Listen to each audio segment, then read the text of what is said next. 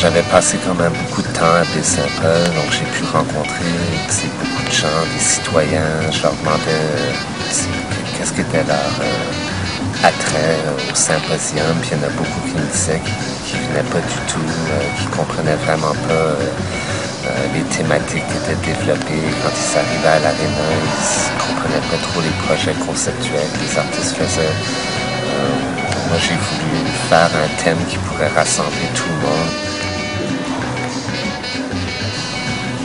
C'est un des fils conducteurs de l'histoire de l'art, c'est vraiment le conte. Depuis le tout début de l'art, la représentation d'humains s'est fait à travers le conte. C'est maintenant les cavernes avec les hiéroglyphes. On peut commencer de voir un peu l'évolution du conte. Donc j'ai trouvé un thème assez large, assez accessible quand même, puis qui rend un peu hommage à la tradition du conte dans le Charlevoix, mais de voir aujourd'hui de quelle façon les artistes racontent à travers les arts visuels.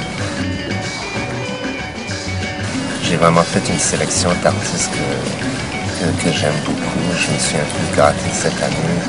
J'ai compté sur des gens que je connais assez bien dans le milieu des arts pour venir à Baie-Saint-Paul. Donc, moi, l'important, c'était de montrer vraiment toute la diversité des pratiques en art contemporain. Puis j'ai inclus même une tatouiste, une BDiste. Pour moi, c'est important de toujours décloisonner le milieu de l'art pour inclure des artistes qui sont souvent mis à l'écart des institutions. Pour moi, c'est important si on a un événement d'art contemporain dans une ville où il y a tellement d'artistes, c'est presque comme insultant de ne pas inviter d'artistes de la région dans 20 ans. Moi, quand j'ai appris ça, je me estomaqué, j'en reviens pas. Moi, je pense que c'est quelque chose que le symposium doit réfléchir à faire pour les années à venir. L'intégration de la communauté locale est très importante. De toute évidence, ça marche. C'est une augmentation, presque le triple du nombre. La fin de semaine d'ouverture, il y a beaucoup de gens qui sont venus parce que Jimmy Perron de leur communauté est là.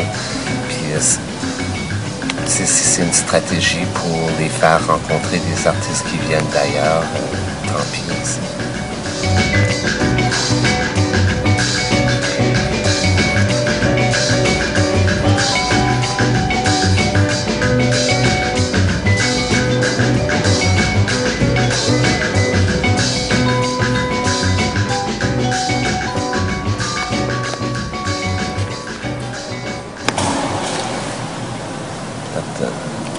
J'essaie de penser à une bonne anecdote.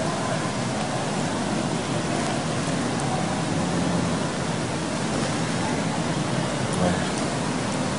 C'est tellement calme, il n'y a pas de bonnes histoires, il n'y a pas eu de controverse, il n'y a pas eu de brouhaha dans la communauté.